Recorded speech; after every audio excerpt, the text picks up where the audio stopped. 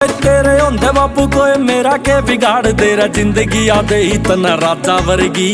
तेरी जुमा बाबू चिड़ी कागा तना डरिया तेरे बेटे की उड़ान ऊंची बाजा वर्गी। हाँ मेरी भी उम्र बाबू तेरा लाके जा बिन मतलब मेरे तयो प्यार तेरा से तेरे वर्गी ना चीज कोई दुनिया में और बाबू तेरे तयो शुरू संसार मेरा से